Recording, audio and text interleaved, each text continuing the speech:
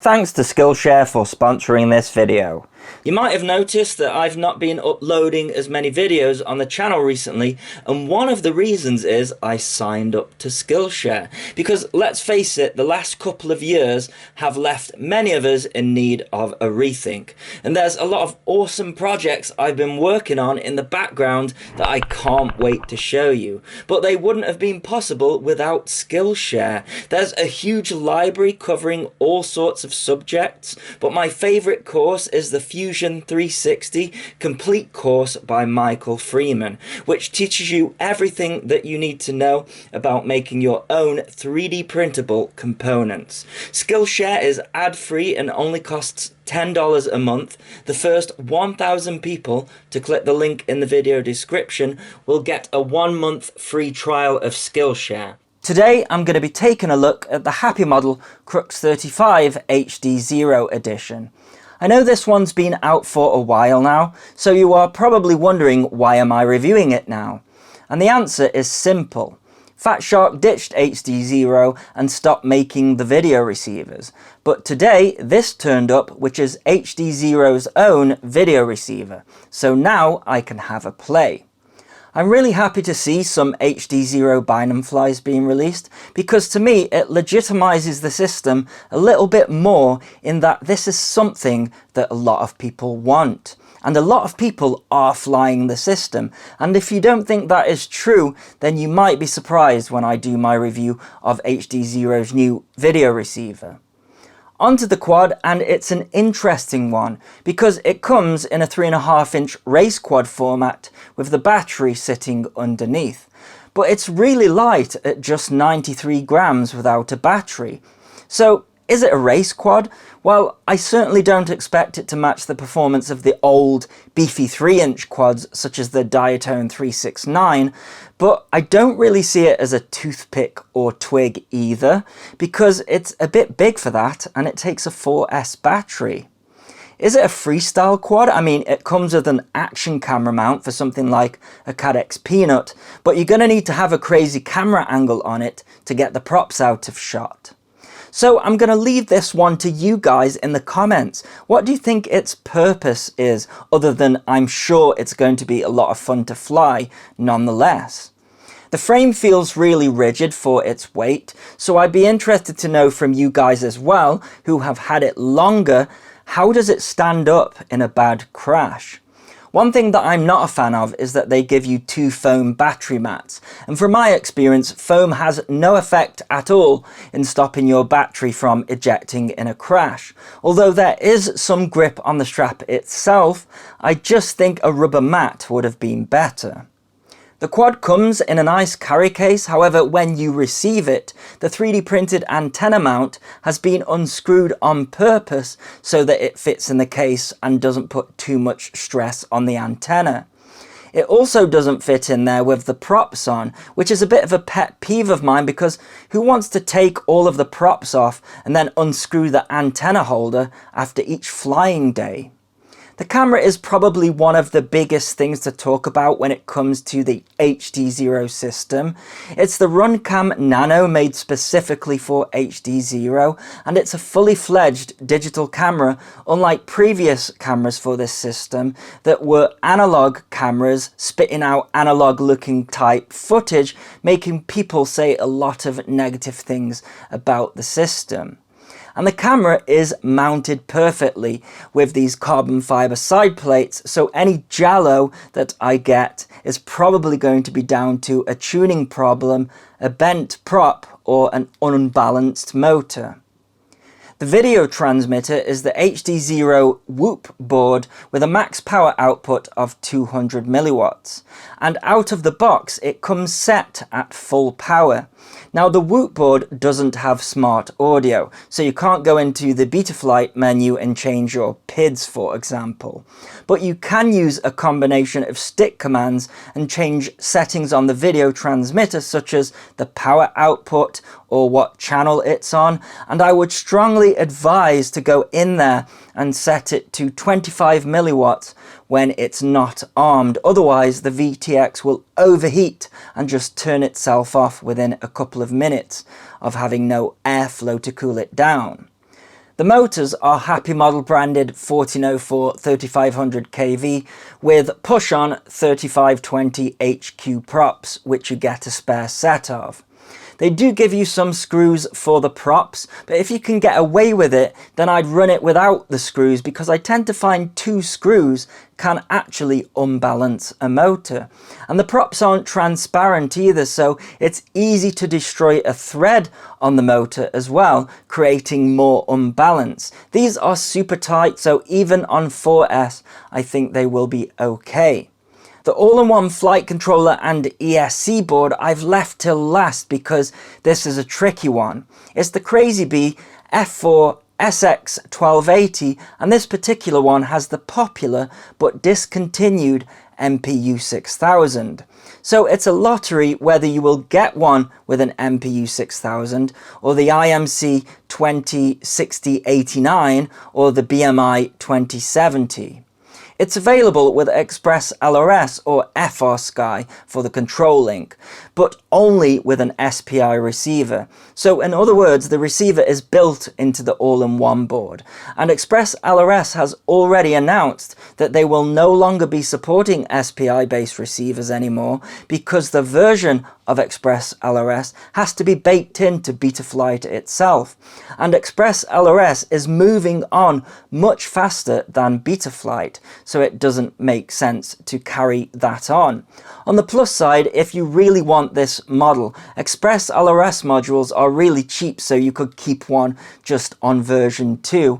Or the flight controller does have a spare UART, so you can add any external receiver that you like. I think the FR-SKY SPI receiver would be a bad choice for the HDZero model in particular, because the video range would outperform the control range, which in my experience is 80 to 120 meters if you are lucky using D8. It's flash with a release candidate of Betaflight 4.3 because this was sent to me way before 4.3 was officially released. And I haven't touched anything other than putting in my modes, D-Shot beacon and some on-screen display stuff. I think I put my own rates in there as well. The PIDs look worryingly weird, so we shall see how that pans out. Another thing I'm torn about is the use of JST connectors for the motors connecting to the all-in-one board. I mean, it's highly convenient for swapping out a dead motor, but I think it's going to create a bit of a bottleneck when it comes to big punch-outs. I'm predicting a lot of voltage sag on any kind of punch-out, which is going to be bad for your batteries. Speaking of batteries, they recommend a 750 to 850 mAh 4S with a 750 mAh battery, giving an all-up weight of 185 grams, and an 850 mAh battery, an all-up weight of 194 grams, so well under 250 grams. Alrighty, let's go for a line of sight flight with an 850 mAh GMB 4S battery. Oh, bit of a stutter there. Oh, that's not good at all. That's not me changing the height. It's like Betaflight 4 or something. Whoa. Okay, there's something wrong here. Let's try acro mode. Whoa. Like I'm bringing the throttle down and it's going up. Might not be able to hear it because it's windy, but yeah, I don't feel comfortable with that at all. That is so weird. That's what they recommend, up to an 850 mAh battery. That's twitching all over the place. All right, let's try a smaller battery or something. So I've switched to a 750 mAh full send 4S battery. That was really scary on the 850 mAh battery. It reminded me of when Betaflight 4.0 first came out and quads would randomly fly to the moon. So I'm a little bit scared because this 750 mAh battery is like 10 grams lighter, if that. So is that really going to make a difference? Is it a tuning problem here, or is it something else? So Wish me luck. So that's angle mode. Ah, no stutters at all. What? That's crazy. What, so 10 grams or less is the difference between the thing being unflyable and flyable? I guess it is using a release candidate of Betaflight, but really? That's worrying. Right, I'm in acro now. Let's see if I can hear any like stutters or anything here. Oh, nothing there. It's very windy today, so I can't really hear that much. And one of the benefits of this model, it is very quiet. The wind is crazy as well, so it's blowing it all over the place. So yeah, man, it's been a while since a quad scared me that much, I have to say.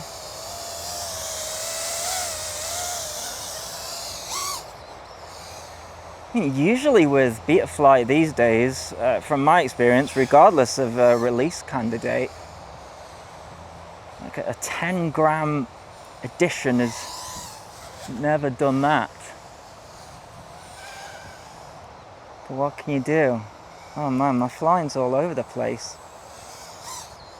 Okay, it's just because it took me a bit there. Do you know what? I think I am still hearing, like, it wasn't the spitting stutter noises. I see the wind's died down just a little bit. But on the other battery, the 850, it was that horrible spitting sound and the jerking sound. And you could feel the quad like gaining altitude and yawing on its own, and just all the things that you don't want at all. It's really thrown me a bit. Yeah, a little bit of a flutter there on the power loop.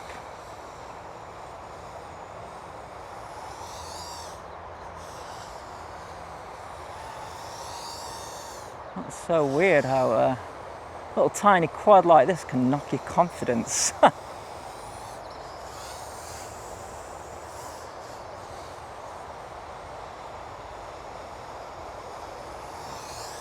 Yeah, there's definitely still a little flutter on there. Maybe you know, a 650 milliamp hour battery would be best for it, despite them recommending 750 to 850. Oh yeah, I can hear little flutters. All right. Well, at least it's flyable, so let's ring it in for a landing. I'm just interested to see. And motors are, well, just cold. That's weird, isn't it? Well, there we go.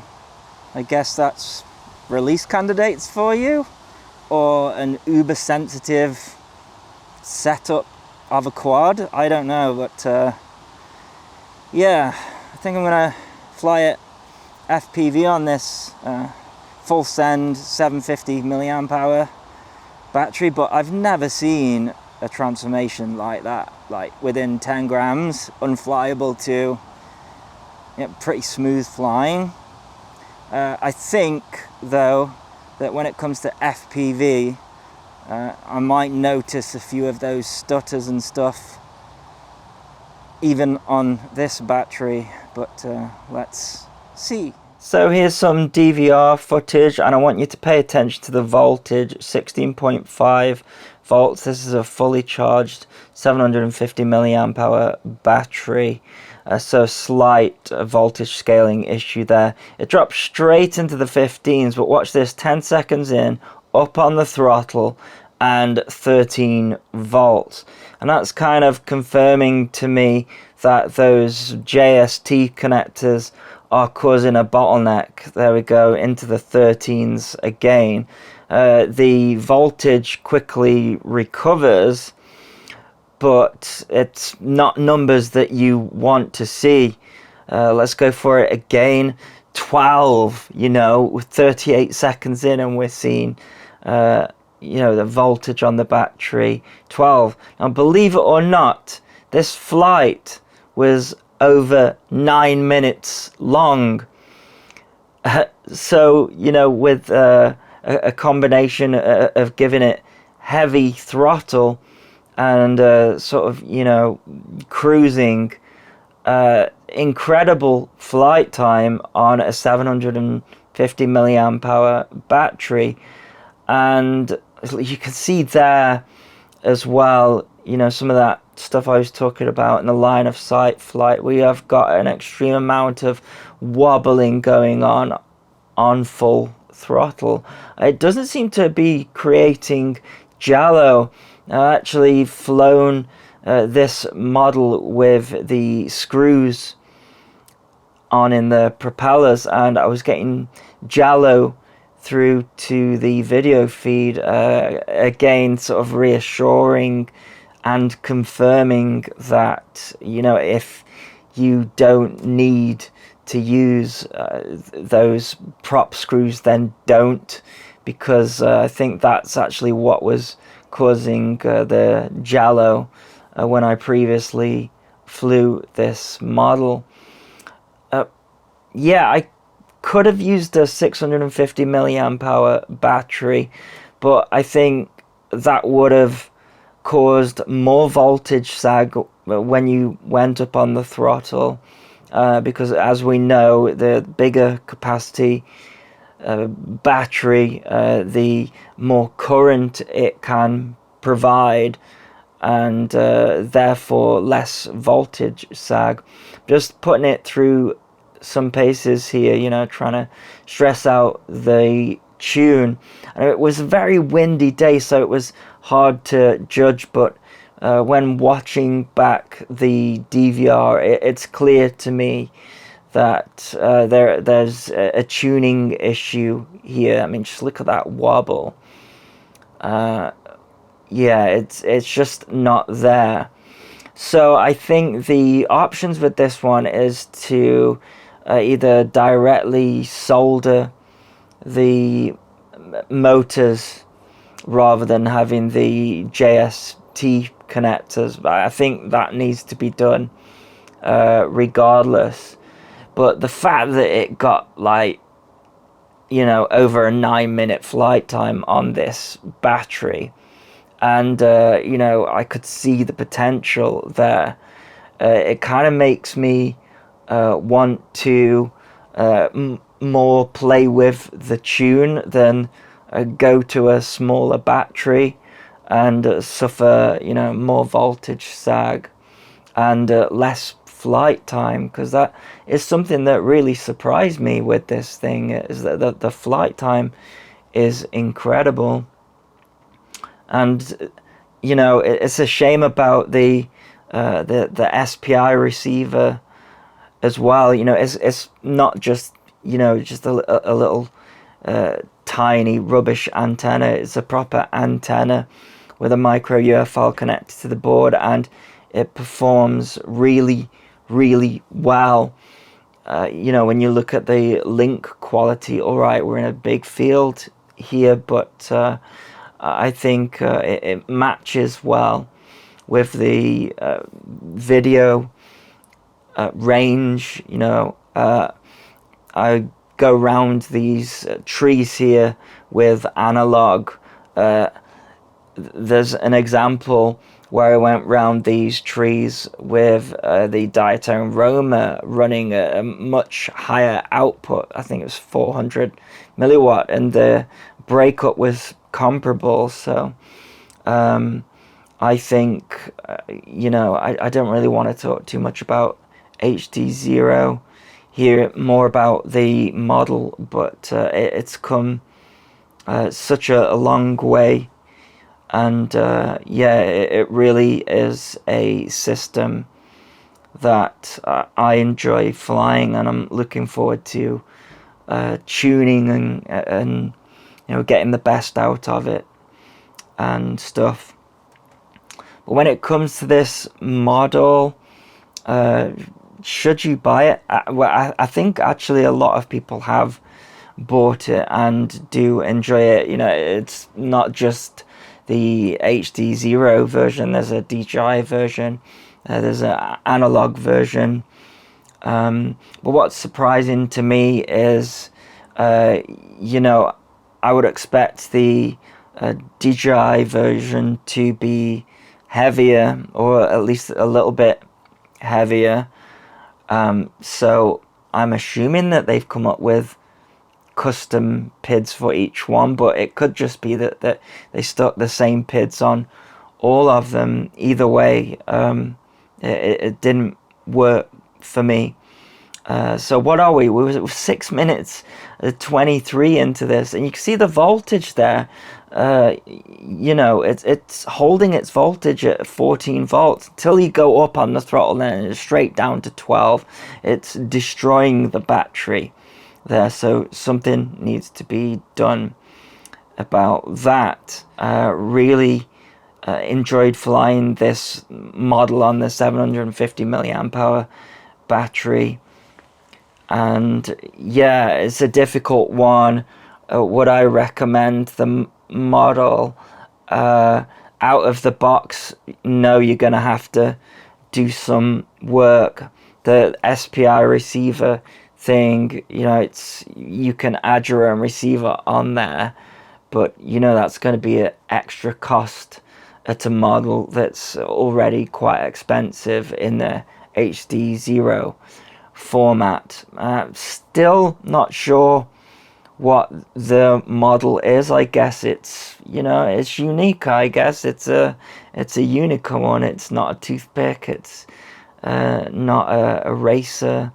It's not a freestyle model. In fact, I certainly wouldn't want to put any extra weight on there, like, you know, a Cadex Peanut. Certainly not without messing around with the PIDs and stuff like that. But you know, if you like what you saw, then there'll be a link in the video description, as well as a pinned comment if you wish to buy one, as well as the new HDZero VRX, which, you know, you can now buy. You'll need antennas for it, of course. But I hope you enjoyed this video, and for me personally, just looking forward to more HDZero stuff. I really like it, and as always, thanks so much for watching. Please continue to subscribe. Cheers.